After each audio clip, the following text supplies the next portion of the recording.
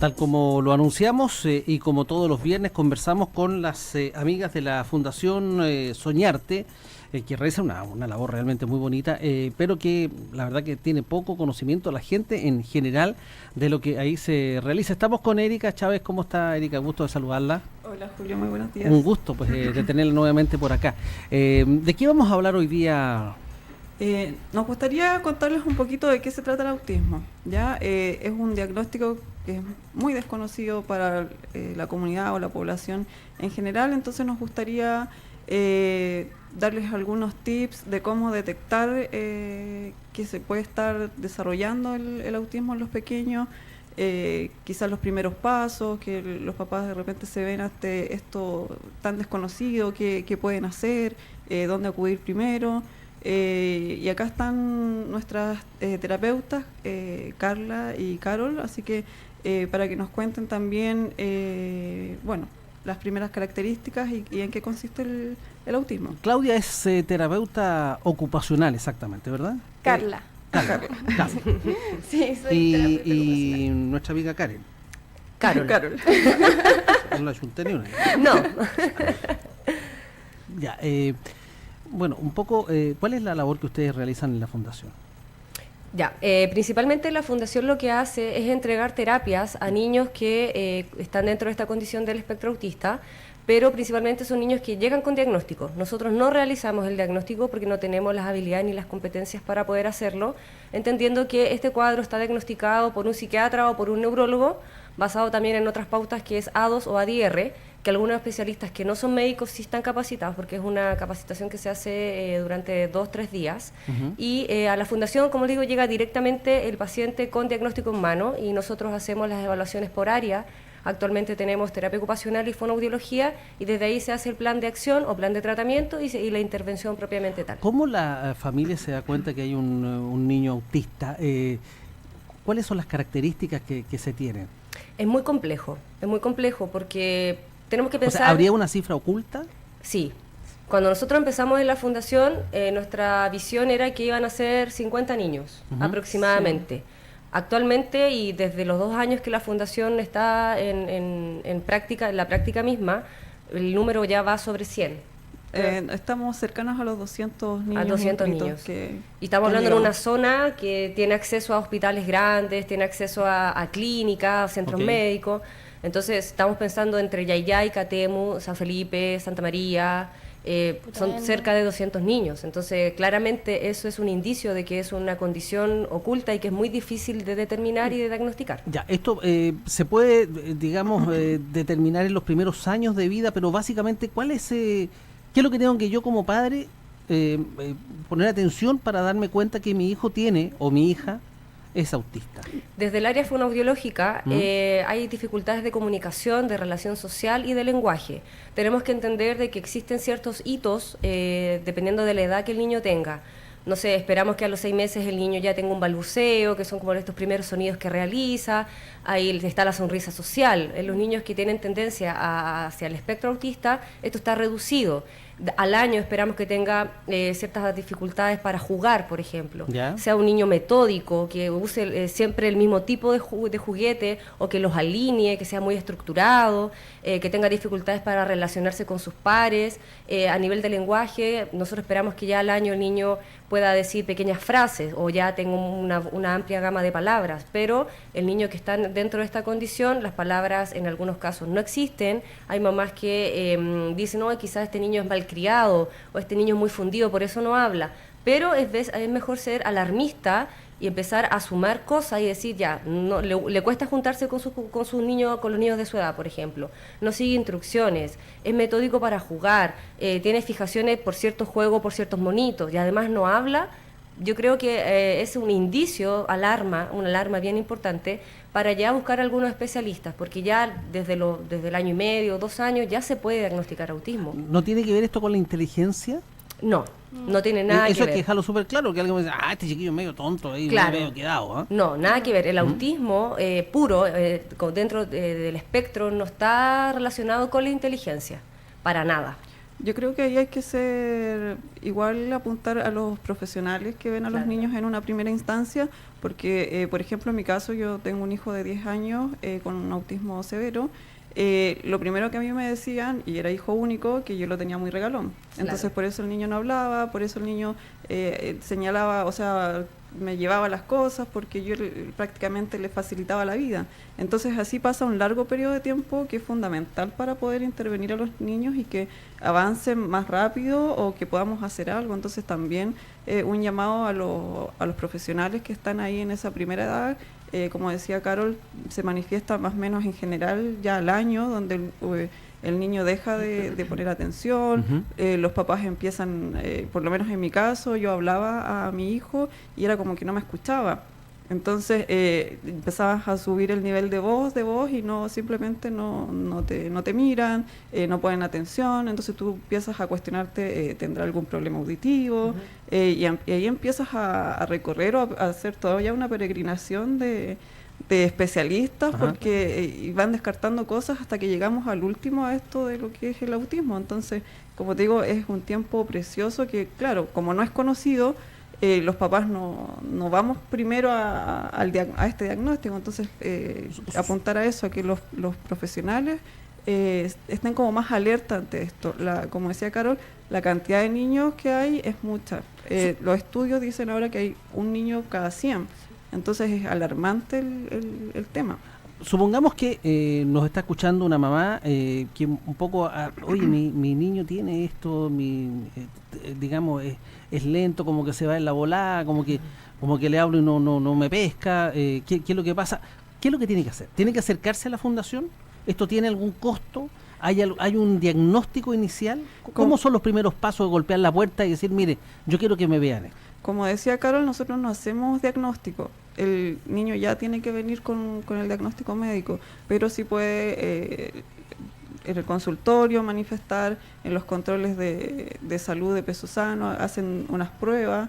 ¿Y esas pruebas funcionan bien? Porque hay muchos que somos escépticos a la salud pública, y la cosa no funciona muy bien. Por lo menos en mi caso, estas pruebas, no sé, al año te hacen, el niño tiene que cumplir ciertos requisitos, o al año y medio, y dice, ya el niño no está cumpliendo con esto, y hay, por lo menos en mi época, había un programa de estimulación para los niños. Ya. Entonces, todavía existe, que es el Chile Crece Contigo. Entonces lo derivaban a esta sala donde trabajaban con el niño por un periodo de tiempo. Si no avanzan, y junto con esto vienen las interconsultas a los neurólogos, qué sé yo, también para que ellos vean más específico qué es lo que está sucediendo. Lo que pasa, Julio, principalmente, la principal dificultad que nosotros visualizamos en la edad temprana es que no existen profesionales en la zona, seamos bien honestos, en la zona capacitados, especialistas en el área.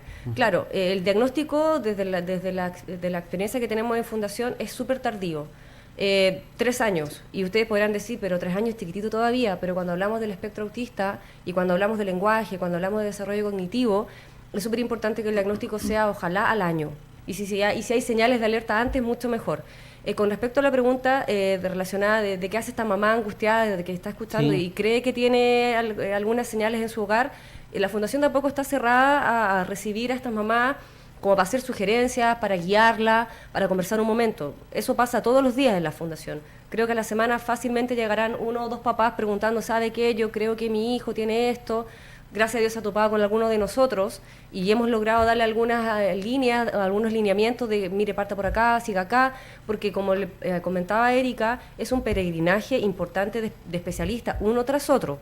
Partiendo por la salud pública, después se va a la salud privada, y en la salud privada también, los profesionales también les cuesta un poco determinar que el niño sea autista, pero no porque no tengan ellos los conocimientos desde el área profesional, sino que es complejo por la edad.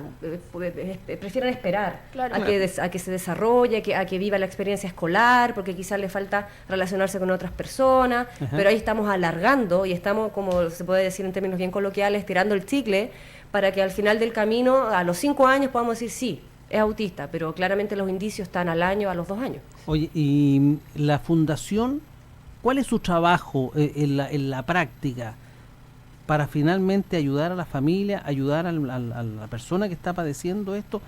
¿Por dónde va la cosa? Mira, Perdón. Mira, nosotros tratamos de entregar una atención bien integral a los niños dentro de lo posible y acotado a nuestros recursos. Entonces, bueno, lamentablemente solo podemos disponer en estos momentos de fonoaudiología y terapia ocupacional, pero los chicos hacen todo un plan de tratamiento en específico para cada niño, porque eso es lo otro, están todos dentro de un espectro que es el autismo, pero no hay ningún niño que sea igual a otro, entonces no se puede aplicar ni la misma pauta, ni las mismas... ni el plan de intervención tampoco. Entonces, lo que nosotros hacemos es hacer un plan de tratamiento específico para cada chico y sus necesidades. Oye, ¿y de dónde me catasmea, como decía mi abuelita, dónde salen los fondos para mantener esto? Aportes de los municipios. Nosotros trabajamos con, bueno, nuestro proyecto primero se acotó a lo que era la provincia de San Felipe, pero en realidad nosotros como mamás al final no cerramos las puertas. Ya tenemos chicos también fuera de la provincia, de lo que es los Andes. Okay. Los recursos, este año por lo menos a nosotros nos aportó San Felipe, Putaendo, Santa María y se sumó ahora último Catemo. Esos son los recursos que nosotros recibimos y trabajamos. También hay un aporte pequeñito de los papás que tampoco, si no existiera, no podríamos funcionar, claro. Porque tú entiendes que, como yo te cuento, trabajamos de forma de entregar un tratamiento integral. ¿Ese aporte de los padres es un aporte voluntario? ¿Tiene ciertos estándares condicionados? ¿Cómo es? No, al comienzo, cuando nosotros soñábamos, como es nuestro nombre, Fundación Soñarte, hicimos este proyecto pensando en que podría ser gratuito. Pero lamentablemente en la práctica no es así. No podemos funcionar, nosotros estamos costeando por nuestra parte terapeutas, como te digo, solo son estas poquitas municipalidades los que nos aportaron este año, siempre están las voluntades, de hecho estamos ahora en periodo ya entregando nuestras solicitudes de presupuesto, porque ya se vienen las revisiones el próximo mes, y la cuota es bajita, son 25.000 pesos mensuales, que si tú lo llevas a una atención de forma particular, una sesión solamente te cuesta alrededor de 20.000 pesos. Entonces el aporte que nosotros hacemos es importante a las familias. Nosotros estamos entregando mínimo 2 sesiones a la semana de terapia a los niños, o sea, de fonoaudiología y de terapia ocupacional. La idea es que se note un avance, que haya un trabajo constante. Esa es la clave del desarrollo de nuestros niños. Por eso también en el sistema público estamos un poquito, o están un poquito al debe con lo que es este diagnóstico, porque, por ejemplo, el neurólogo tiene control cada 6 meses, en los consultorios, no sé cómo irá un poco la cosa, una vez al mes quizás. Tengo una consulta acá de una auditoria, me dice que se puede esperar finalmente de una persona que tiene autismo, luego de los tratamientos y de todo el apoyo. O sea, ¿Qué se mejora? Nosotros lo que buscamos es tener las conductas adaptativas de los chicos, que ellos se puedan adoptar en la sociedad.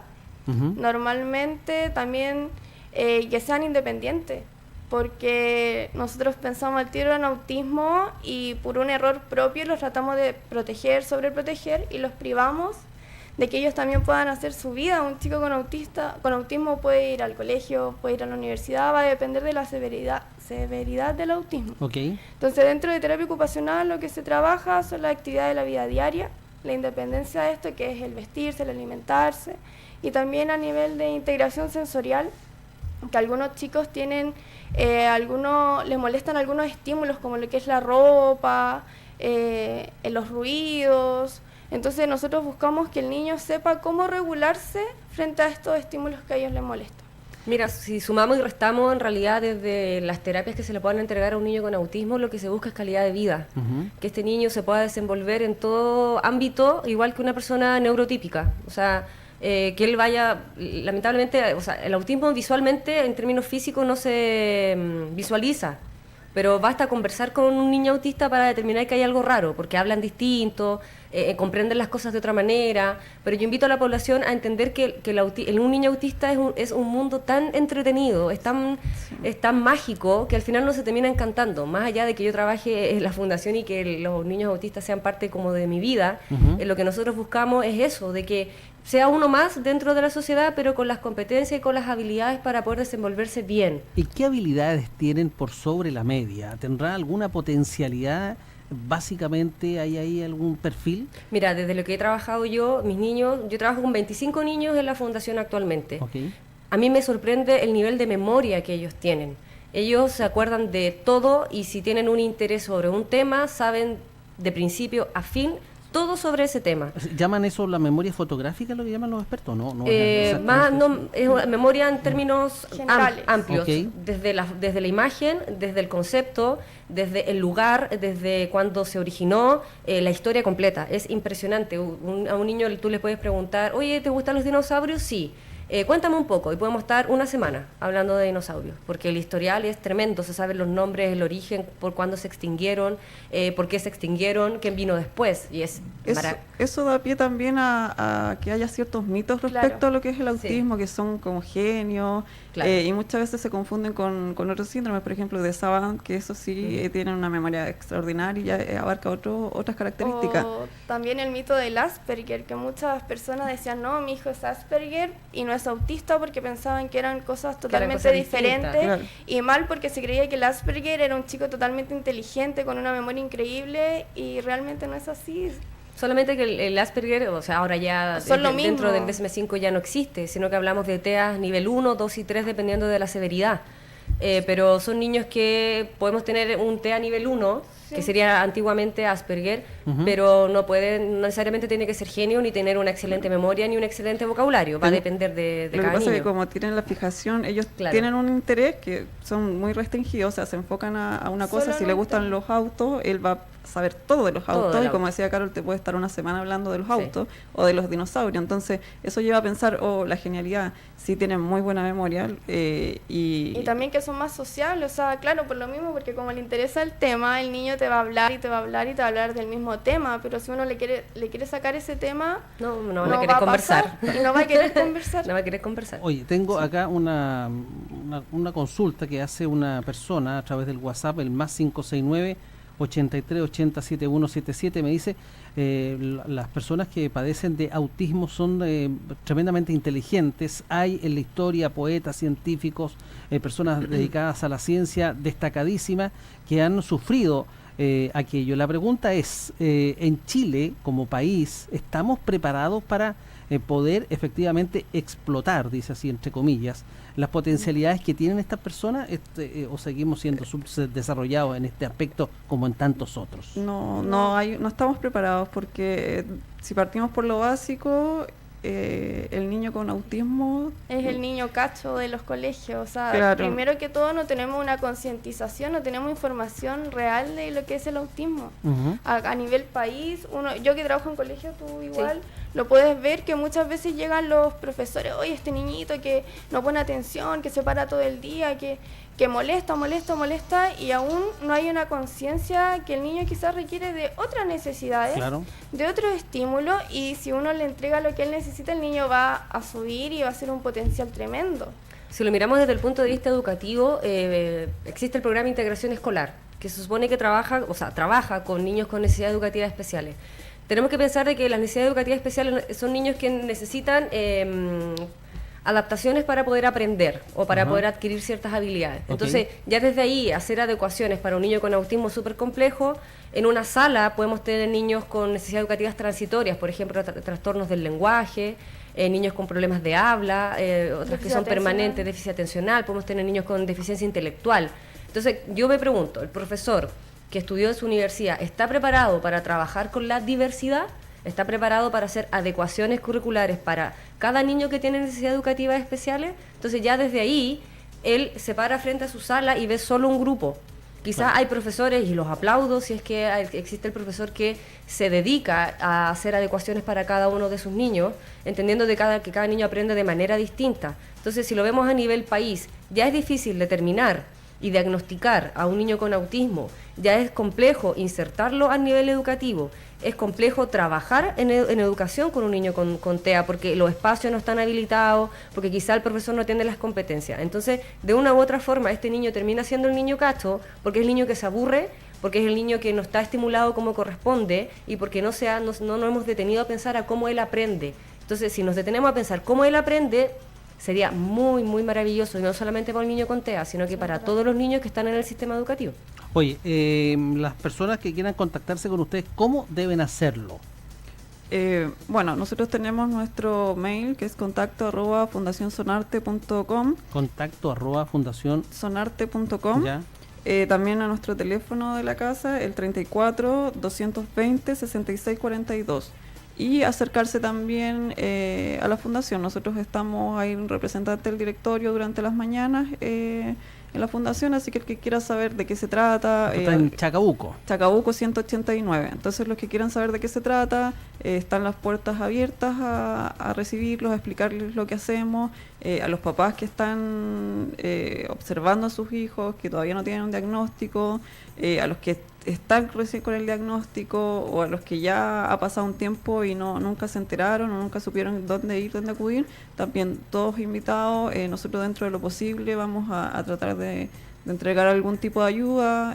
Hay una lista de espera, es un poco difícil ingresarlos a atención, pero como dice Carol, o sea, siempre está la intención, si hay un tiempo, se le puede explicar qué debe hacer o por dónde partir, cosa que tampoco no pierda tiempo por esperarnos a nosotros. O sea, en la zona, en los Andes, hay otra institución también pequeñita, me parece que, no sé si estará funcionando, pero había también una ONG acá en San Felipe que estaba trabajando en el tema de autismo. Oye, ¿y cómo fue tu experiencia luego de comprobar que eras madre de un niño con autismo?